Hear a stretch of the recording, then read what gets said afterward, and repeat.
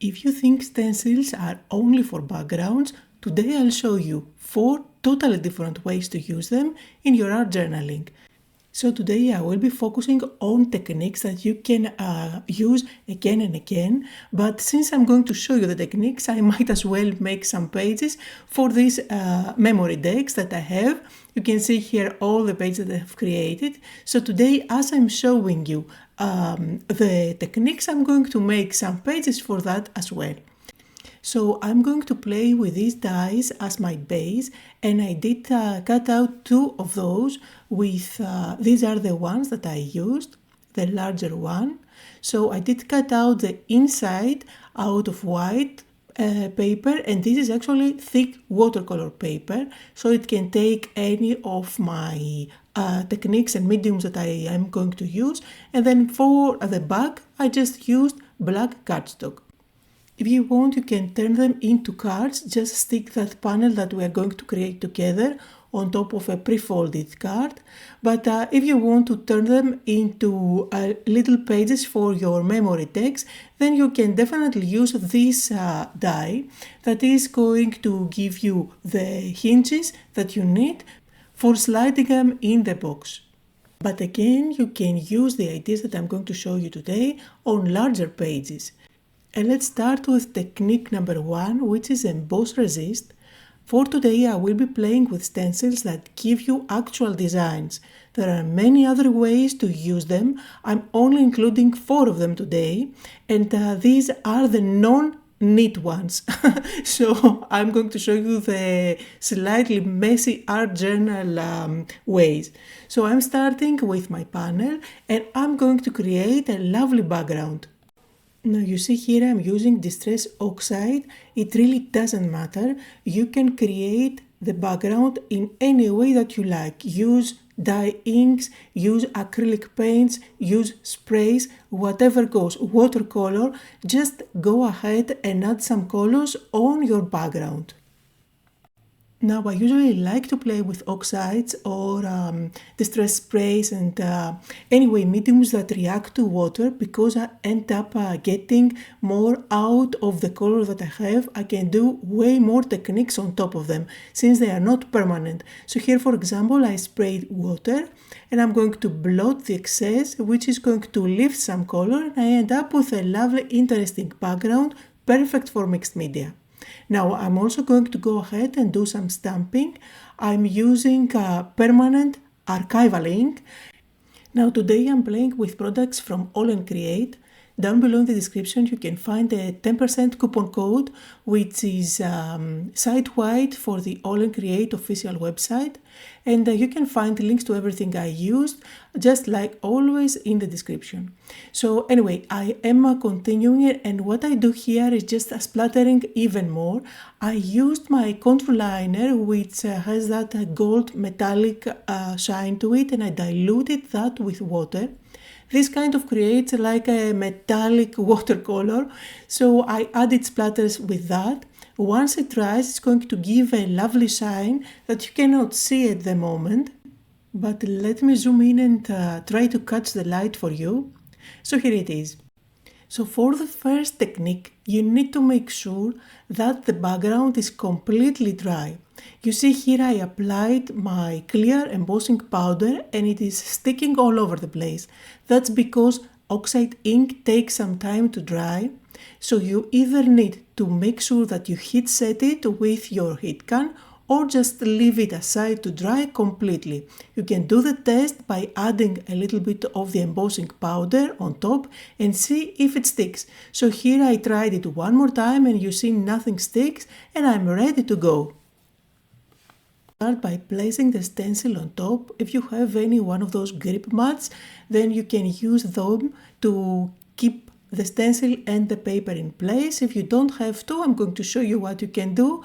Really easy, just simply use some masking tape or any scotch tape at the back to keep those two together.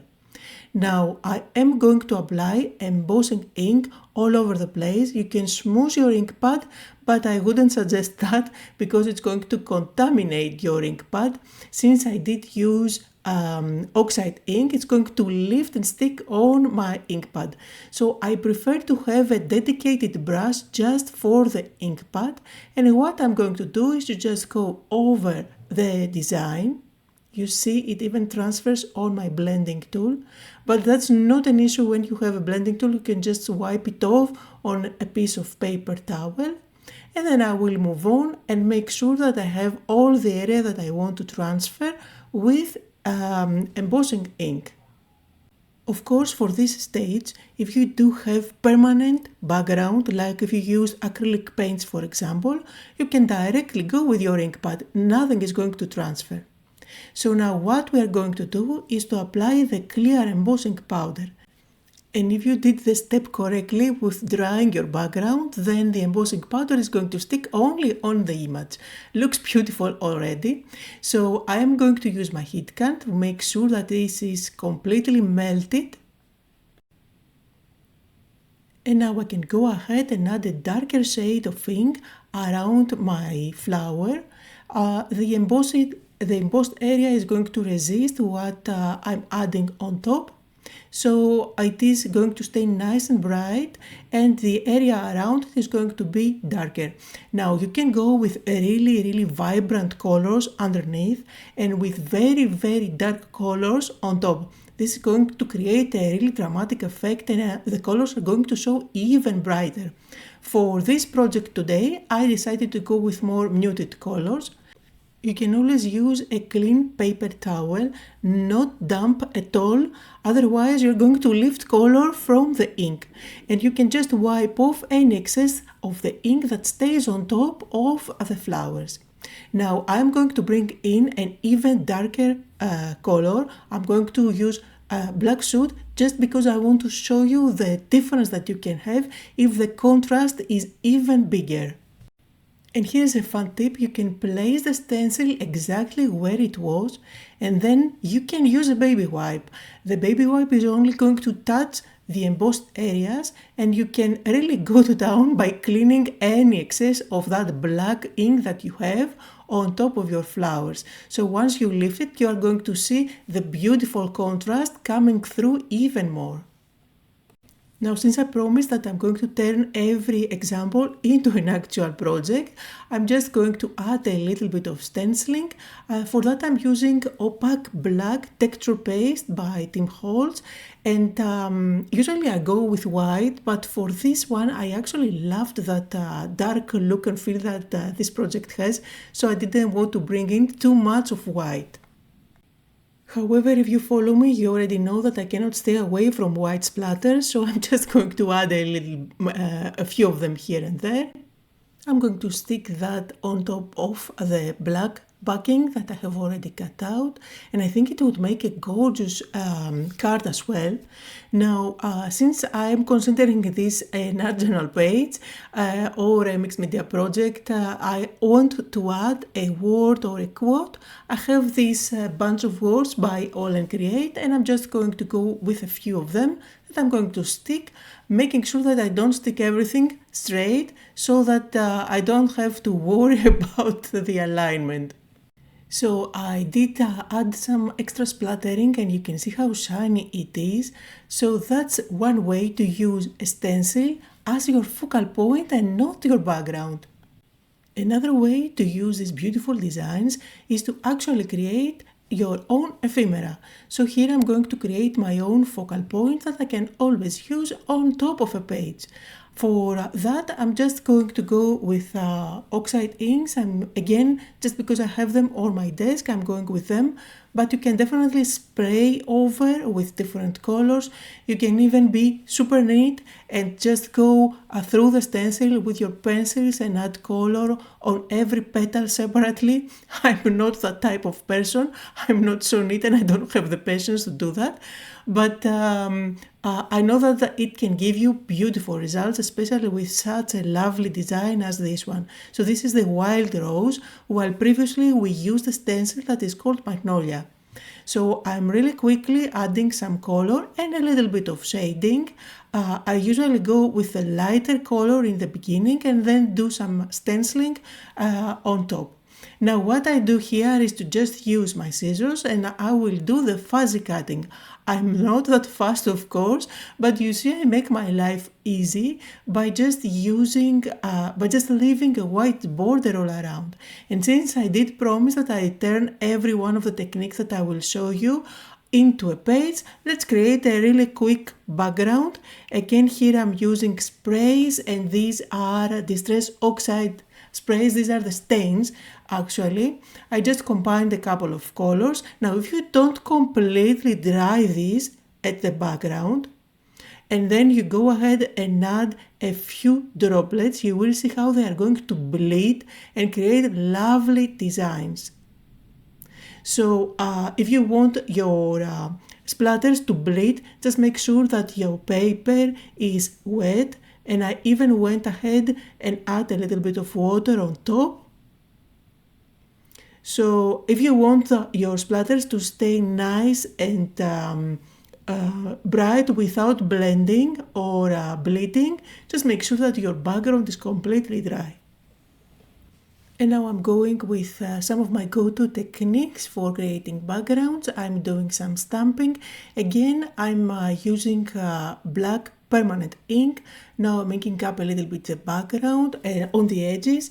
I know that I'm going to stick that on a black panel, so I know that a touch of black is going to bring kind of everything together.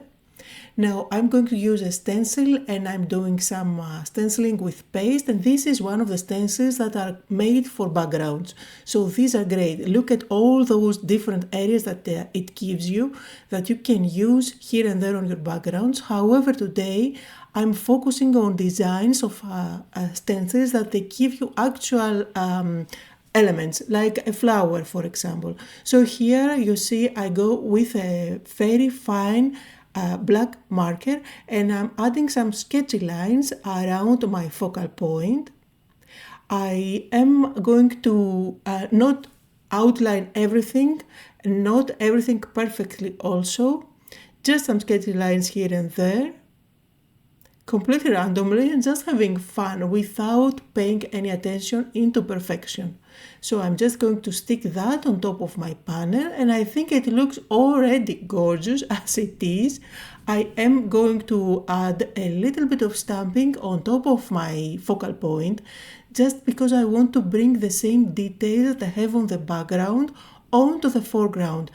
And when it comes to details that are the same on your focal point as well as on the background, these are the splatters as well. So here, white splatters as well as some black splattering. I'm going to stick that on my black panel. And again, you can use those as card fronts or just use that die with the notches and turn them into little pages that you add on your MemoryDex. I'm going to add a little word there, and I absolutely love this pack of sayings. It comes with wonderful words that are perfect for our journaling. And here are some close-up photos on the second project for today. Here is another lovely stencil with a beautiful design that can be used as a focal point. So this is a cherry branch. However, I'm not patient enough to turn it into a focal point by coloring all the different areas. So what I'm going to do is to use it as a design element for building a scene. So to start with, I'm just adding some color on a panel just to have something to start with. Again, I'm playing with distress stains, spraying a couple of colors there. I'm going to go with my go-to methods. So here is a little bit of stamping with a background stamp and black archival ink, completely randomly here and there. Then I'm going to go and do a little bit of splattering. This is just water. It is going to react with the distress stain sprays that I have at the back. So I can blot with some paper towel and it's going to lift some color. Just again and again the same techniques, but just by switching colors or mediums, you do get different effects. So I'm inking up the border a little bit since I'm going to mount it on a black cardstock. And now here is where the stencil comes.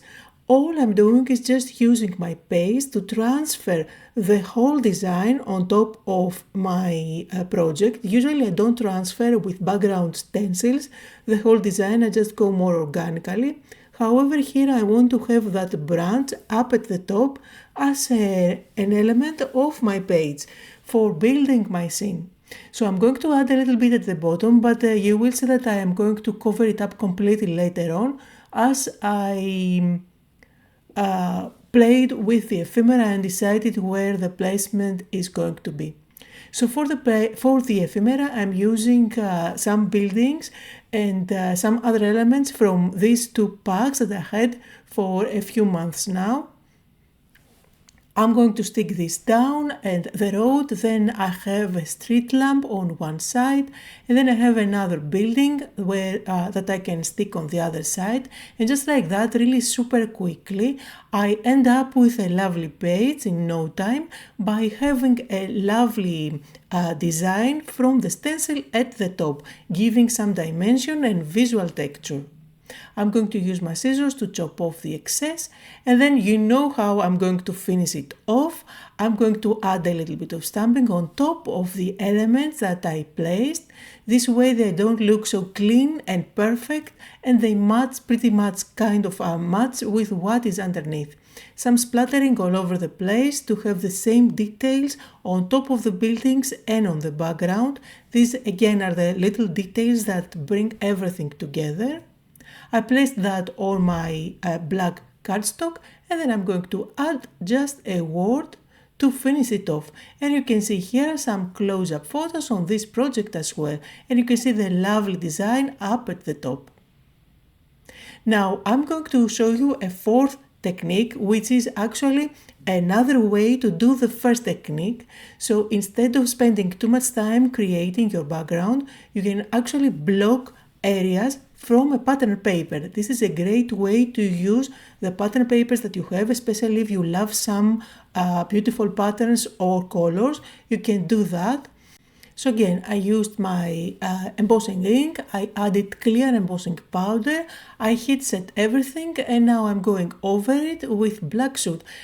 And it looks gorgeous already if you do that tip with the stencil on top of it and just use a baby wipe to clean off any excess ink from the embossed image. You will see how beautiful it's going to look. Again, this is a baby wipe, and you will see it looks completely beautiful. You can definitely stop here and have a gorgeous outcome. Or just because we are experimenting today, I'm going to do it so that you don't have to do it. I'm just going directly with my ink pad, applying black ink all over the place. Of course, I'm going to do the trick to wipe off any excess ink from the top of my design. And you see here, I just blocked the design using the clear embossing powder, the design of the pattern paper, and I will have black all around, which is going to give an amazing contrast. Look how gorgeous it looks. You can always splatter a little bit of water, which is going to lift some of the color, and you will be able to see the beautiful colors from the pattern paper underneath.